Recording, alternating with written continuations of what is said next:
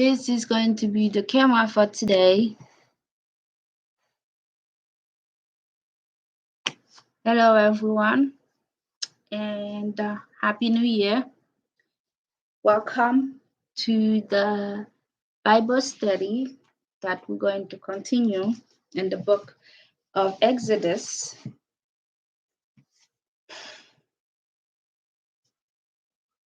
So, the last time when we left off in the book of Exodus 21, verse 12. So, we're going to pick up from there and continue. But let's just remind ourselves that what we are about to learn, what we are about to talk about. Exodus 21 started with this. These are the judicial decisions that you are to convey to them. Jehovah was saying this to Moses. All right. So he says to Moses, this is what you need to tell my people. This is the rules that they must follow. And it started with verse 2. If you buy a Hebrew slave, he will serve as a slave for 6 years, but in the 7th year, he will be set free without paying anything. With that said, God started this saying that many of us, we are here to serve. We are here to serve one another. However, just because you are here to serve, you also have things that will go for you accordingly.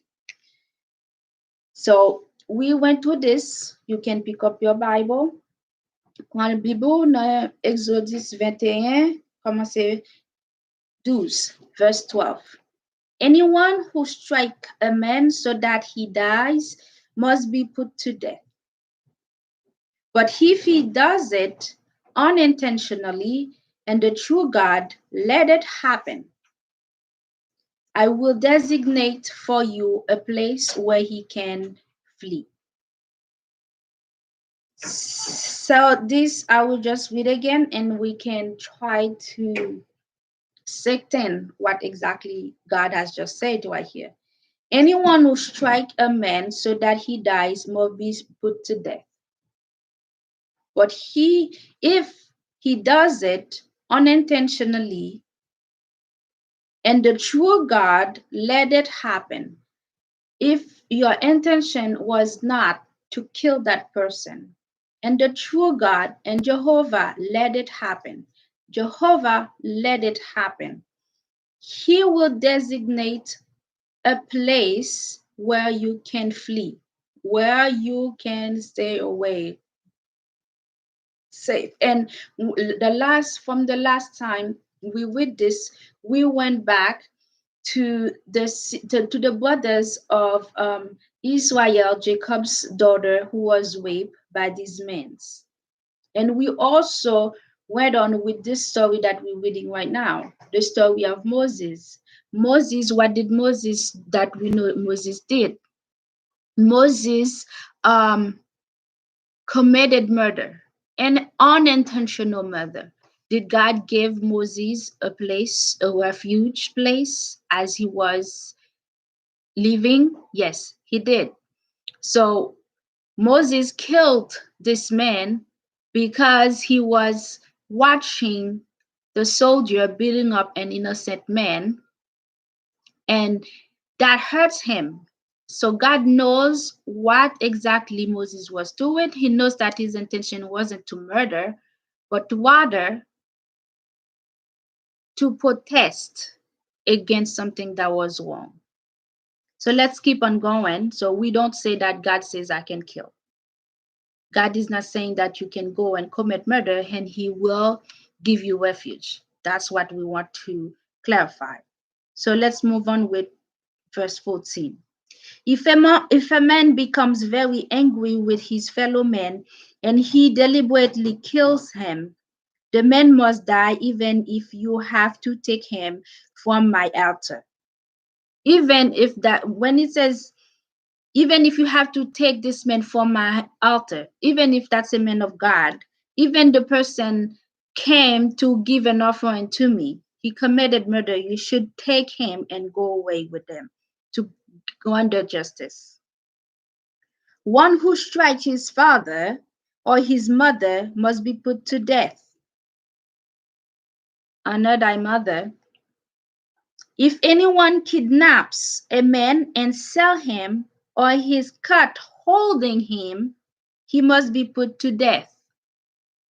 Anyone who curses his father or his mother must be put to death. This is what should happen if men quarrel and one strikes his fellow man with a stone or a fist, and he does not die, but if confined to his bed, if he is able to get up and walk around outdoors with the aid of a staff, then the one who struck him must be free from punishment. He will only make compensation for the time the injured man lost from his work until he is completely healed. So if you are quarreling, you're fighting with a man, with another one, you injured that man. If the man is not dead, God says you don't have to put that man to death. You don't have to kill that person. The person only incur injuries that give them a disability. Right now he cannot walk, so he has to have help. And the justice that must be applied to this is this: while this man is sick, the bills, the money that he's not getting, the earn, must be paid by the man who caused the injury.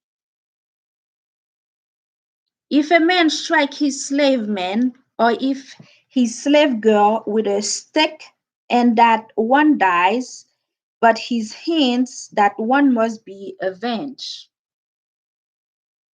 If you hit your slave and you killed him, the slave can avenge his death.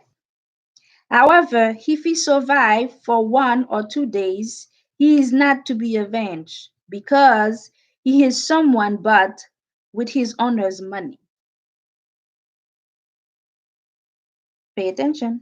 If men should struggle with each other and they hurt a pregnant woman, and she gave birth prematurely, but no fatally result, the offender must pay the damage imposed on him by the husband of the woman, and he must pay it to the judges. But if a fatality does occur, then you must give life for life. That is for pregnant women. If you injure the pregnant woman, if anything happened that caused death to the woman or the baby, then it's life for life. If there was no death that occurred, then you will be paying the husband according to the law. Eye for eye, tooth for tooth, hand for hand, foot for foot, burn for burn, wound for wound, blow for blow. If a man strike the eye of his slave man or the eye of his slave girl, and he destroys it, he is to let the slave go free in compensation for his eyes. That's just clear. And if he knocks out the tooth of his slave man or his slave girl, he is to let the slave go free in compensation for his tooth.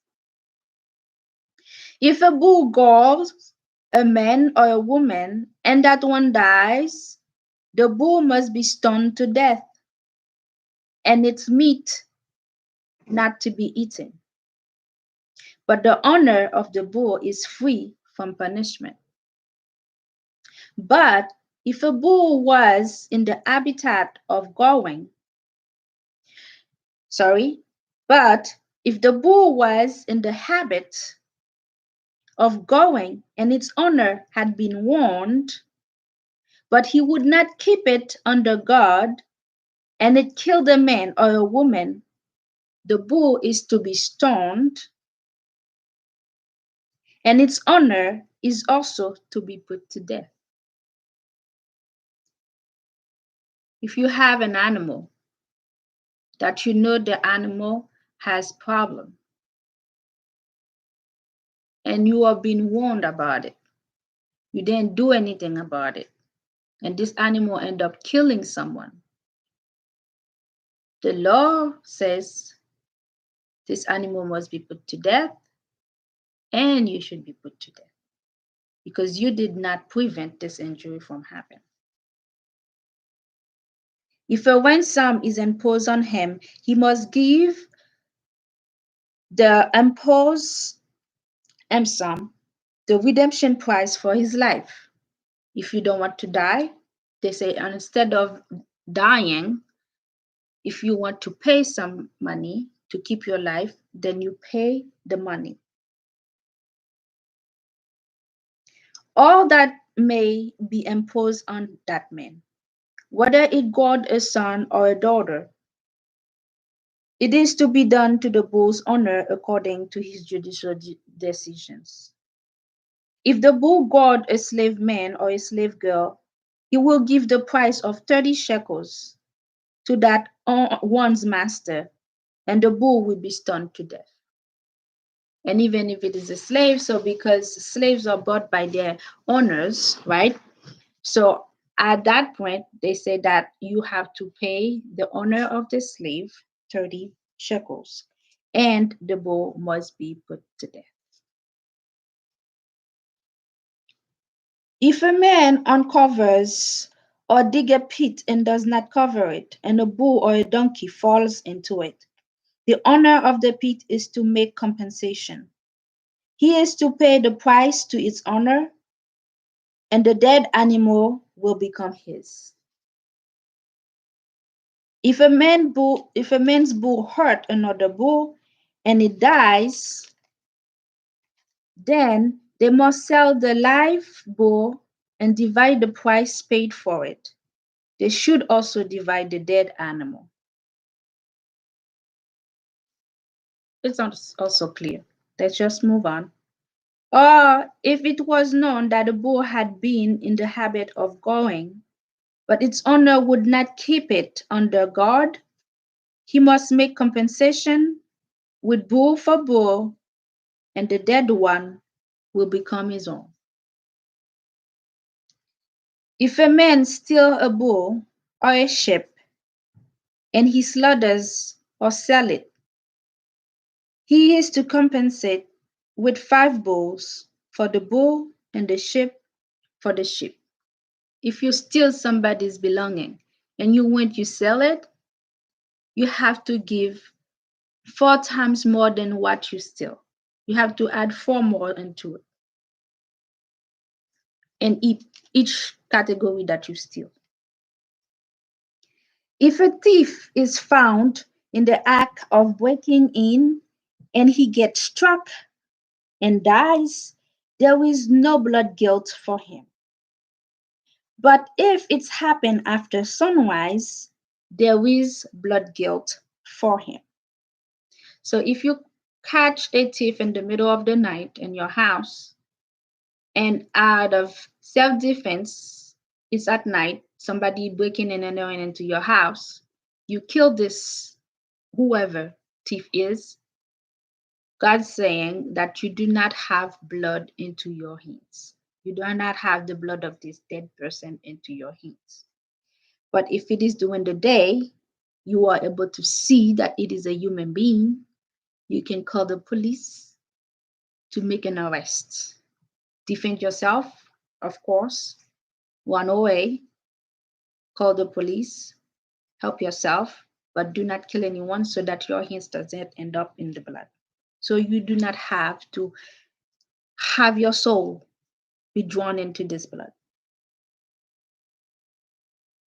But he must make compensation if he has nothing. Then he must be sold for the thing he stole. If you went to steal something, you got caught during the day, you should not be killed. You have to pay back what you have stolen. But if you are poor, that's the reason why you end up going to steal in the first place. Then, because you don't have anything, they can sell you as a slave so you can render the money that you stole that you cannot pay back.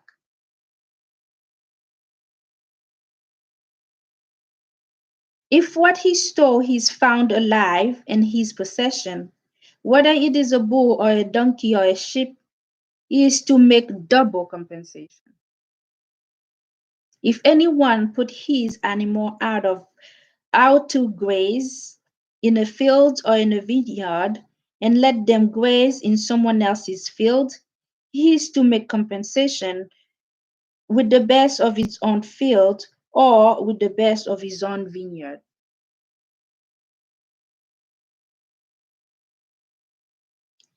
If a fire start and spread to thorn bushes and it causes sheaves or standing grain in a field to be consumed, the one who started the fire must make compensation for what was burned.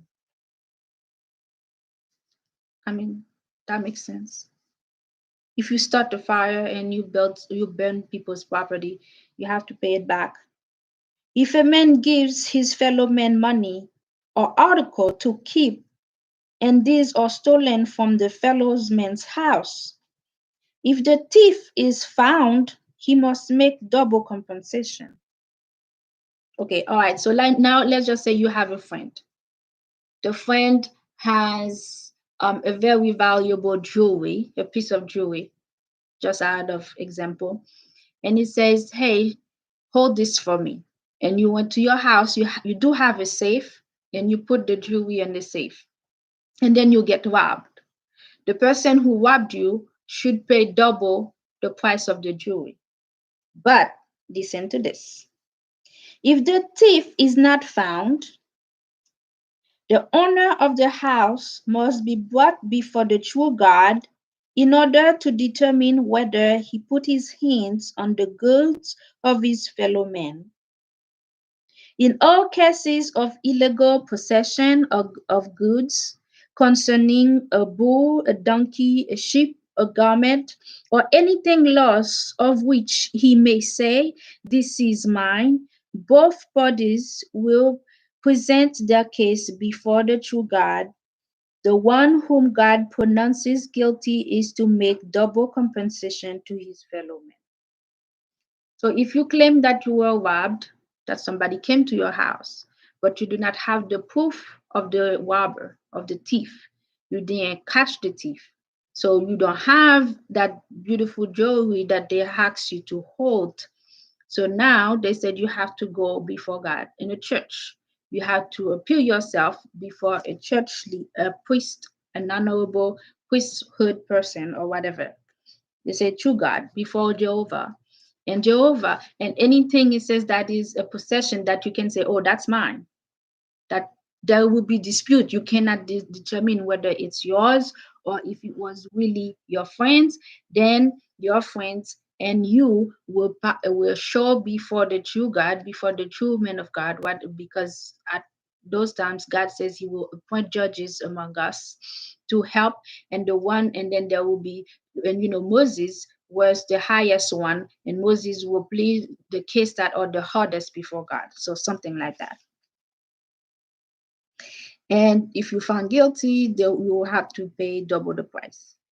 If a man give his fellow man a donkey or a bull or a sheep or any domestic animal to keep, and it dies or get maimed or get led away while nobody is looking, there should be an oath made between them before Jehovah that he did not lay his hands on the goods of his fellow man, and the owner must accept it.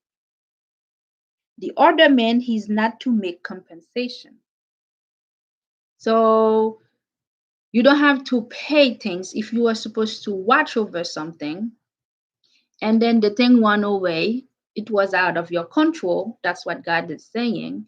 Although I'm sure that in this thing, God is saying, you went away, you looked for it, but you could not reach it. You could not come to get that thing back, the owner cannot ask you to pay back what is lost, because in good faith you didn't lose it, that something happens and it was not your fault.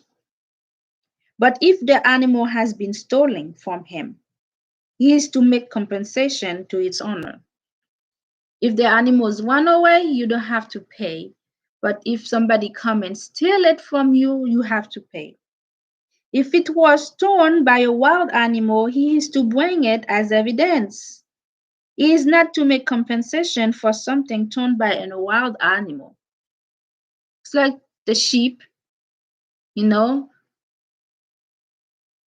bad animals, wolves can come and try to eat them if you were a shepherd, and a wild animal eat the sheep while you are supposed to watch it.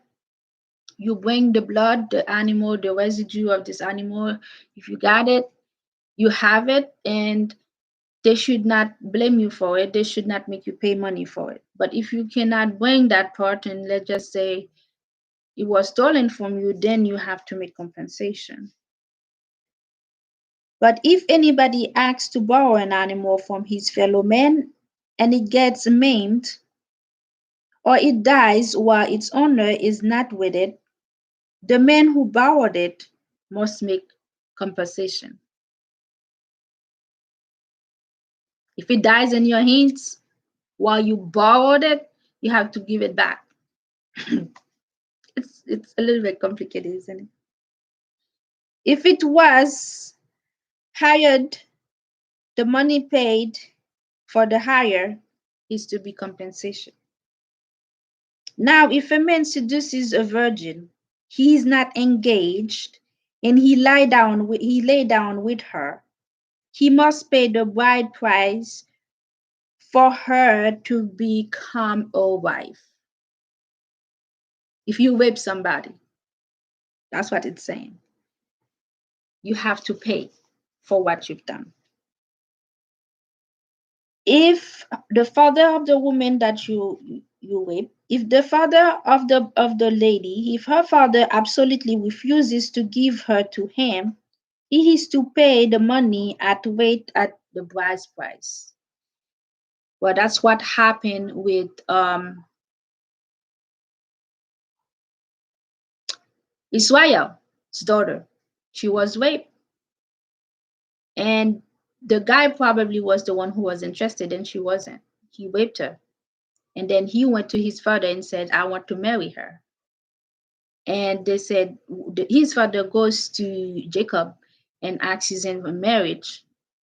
Jacob says they have to be circumcised, they have to do this because this is the people we are, we people of God. And then Jacob's sons, the girl's brother, did not want their sister's dignity to be washed away and go to waste, make fun of, be fooled of. We then later on be viewed as a prostitute because at this time, a woman's virtue is not to be played with. Because they mess up with her virtue. Okay? You see this? He says, if her father absolutely refuses to give it to him, he is to pay the money at the rate of the price of the bride. So the price was they died. You must not allow a sorceress to live. Anyone laying down with an animal must surely be put to death.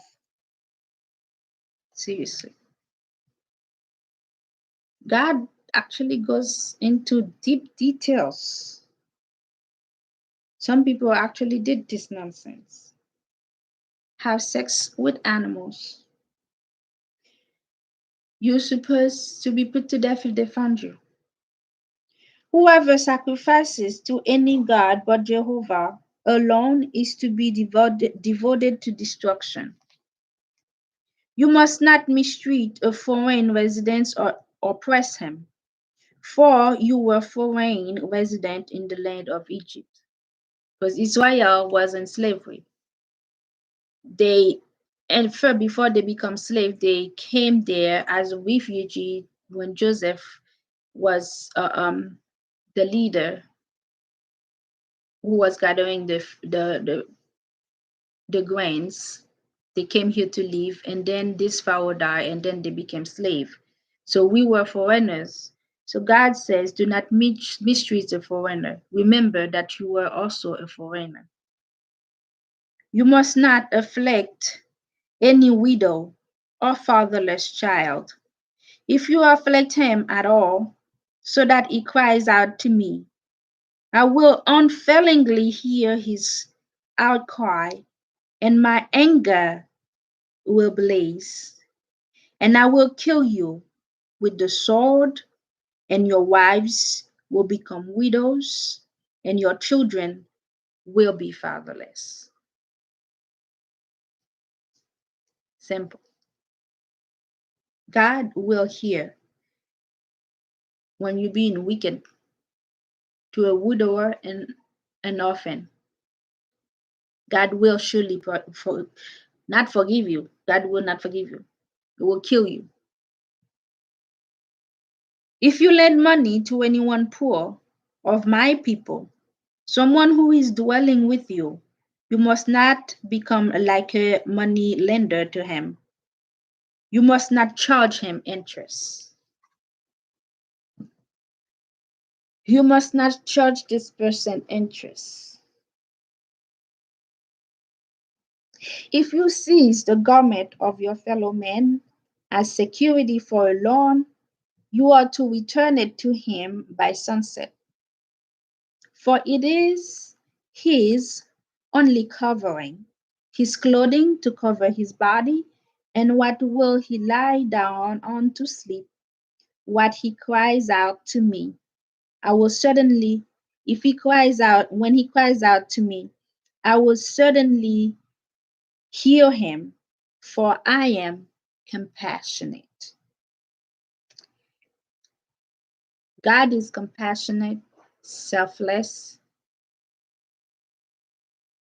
endurance, and sacrifice. God sacrifices himself for us, giving his life on the cross, endured death to seek resurrection. Forgive us. Forget himself. Forget his own security to give his life for us. Give us compassion. Forgive us over and over and over again. That's God. That's the love of God, the Trinity. You must not curse God, nor curse the chief pain among your people. You must not hesitate to make offering from your abundant produce and the overflow of your presses. The firstborn of your son you are to give to me. This is what you should do with your bull and your sheep. 7 days it will continue with its mother. On the 8th day you are to give it to me. You should prove yourself holy people to me. And you must not eat the flesh of anything in the field that has been torn by wild animal. You should throw it to the dog.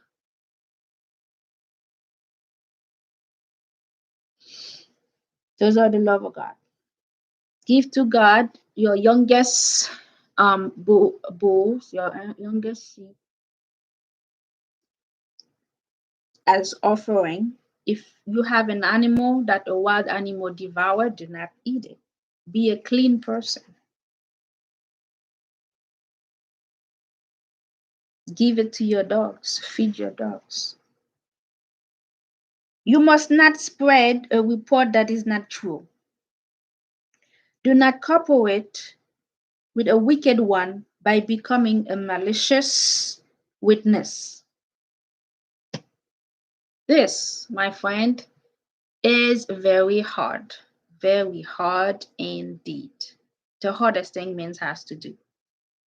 Do not lie on other people. Don't take part with the wicked persons. You must not follow after the crowd to do evil, and you must not pervert justice by giving testimony to go along with the crowd. You must show impartiality in the dispute of your poor person.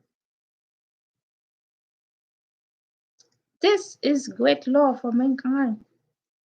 This is something that we struggle with a lot. Do not say things that are not true. If you know somebody is doing wicked things to other people, do not take part of it. Don't follow the crowd.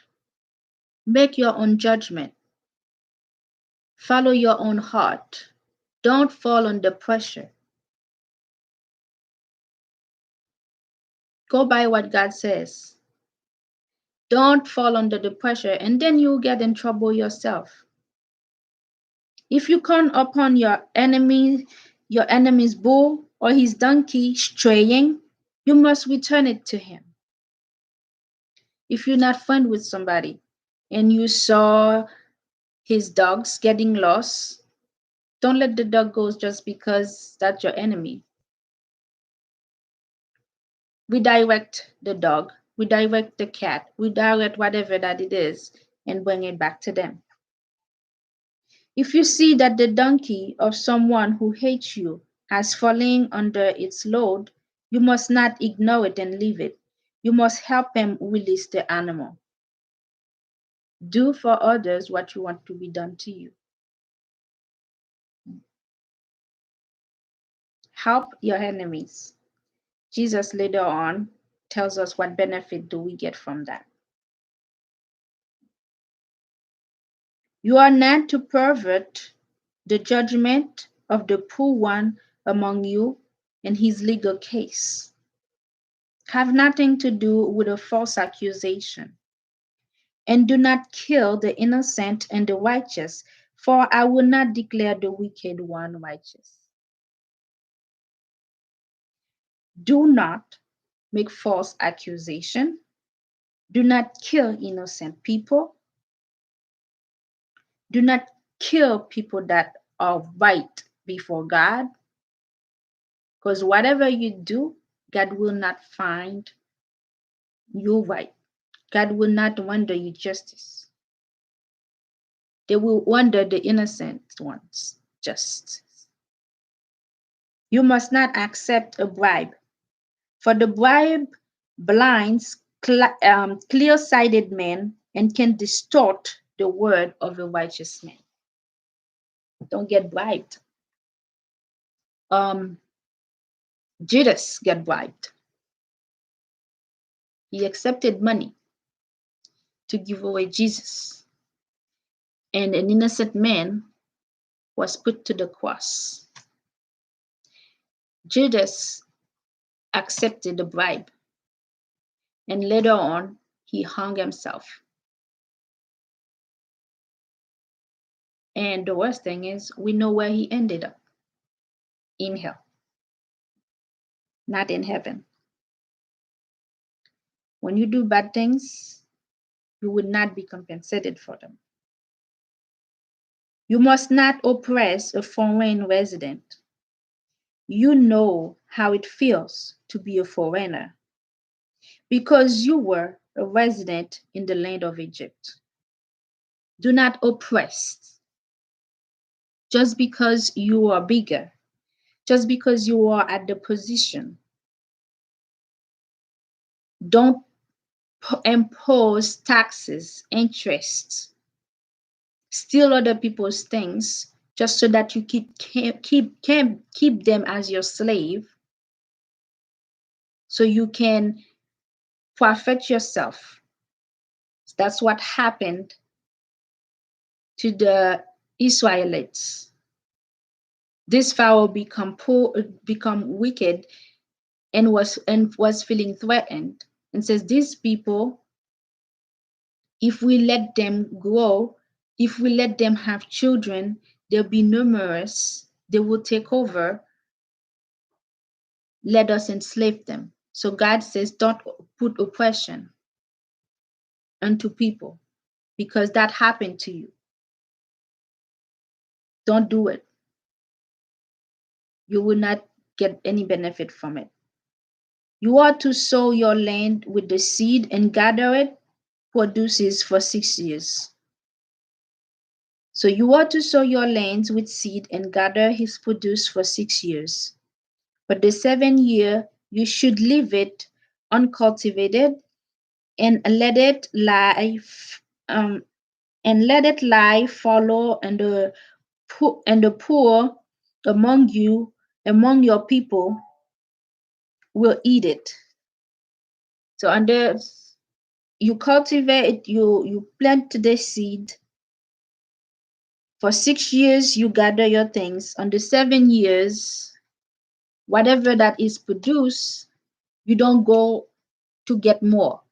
You leave it for the one that are poor. Like that, everybody gets something. They're not going to die. But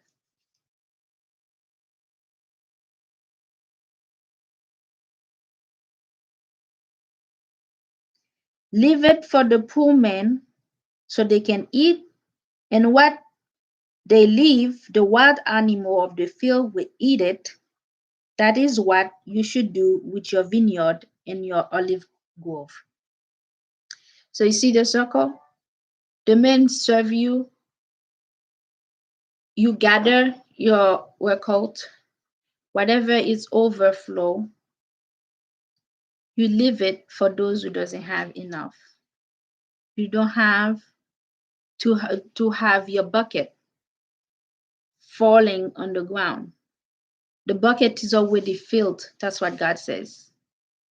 For 6 years, you have already filled your bucket.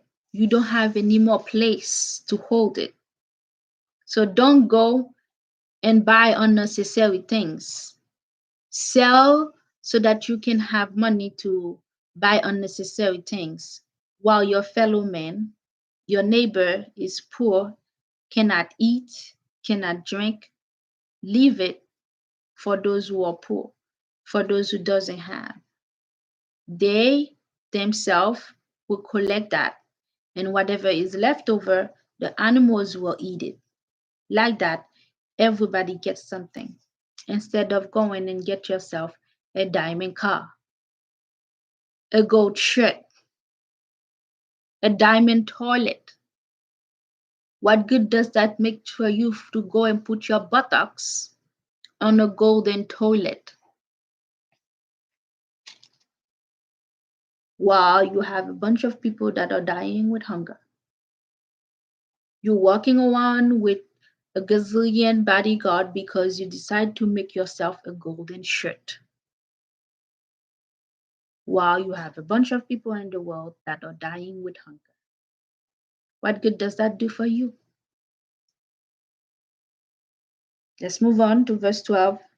6 days you are to work, but on the 7th day you are to cease from your labor, in order that your bull and your donkey may rest, and the son of your slave girl and the foreign resident may refresh themselves. The resting days. You work for 6 days and you rest for 7 days. It is beneficial for you, it is beneficial for your servants, for your animals, so you do not overwork them. People who owns businesses, people that are bosses, people that are leaders, managers, supervisors, do not overwork your employees. They need to rest. They need to refresh themselves so they can start over. The God works for 6 days and rested on the seventh. He is the Almighty. He rested. You need a rest, and you need to learn how to say no. When you're working and your boss, your manager, your whatever in duty keep on calling you to come, You already made a double. You haven't slept. You haven't, 2 hours later, you got called to go back to work. Your body drained. You overworked. You get sick. You can be replaced. Your life is in danger. Learn how to say no. And you who are leaders, you who are owners, know that God is asking us to rest so that we can refresh our bodies, our minds. So we can, when we go back to work the next day, we are good to go. And this is where we're going to stop for this week. We are, let's see. Yeah, let's leave up here because the rest I've already read, but um,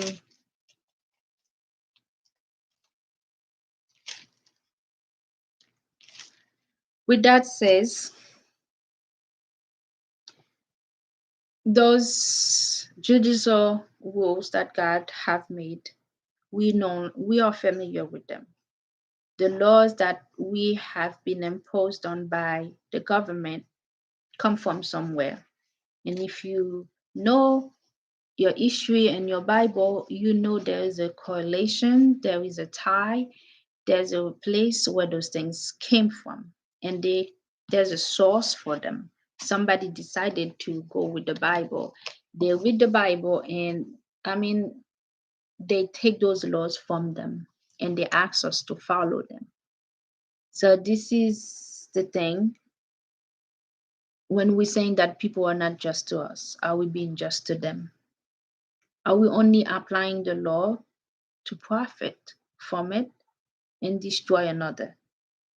This is where God says, do not oppress other people, because remember where you come from. You habitated somebody else's land and you were oppressed. For we are sinners, Father, O Lord, for we are human with flesh. We tend to not listen. We tend to ignore your rules. We ask you that you keep opening our mind, our heart, so we can follow your words, so we can follow what you ask of us. In Jesus Christ's name, who with his compassionate endurance and selfless and sacrificing heart, willingly and willfully gave his life on the cross for us. Amen. And thank you for coming. Have a wonderful weekend. See you next time.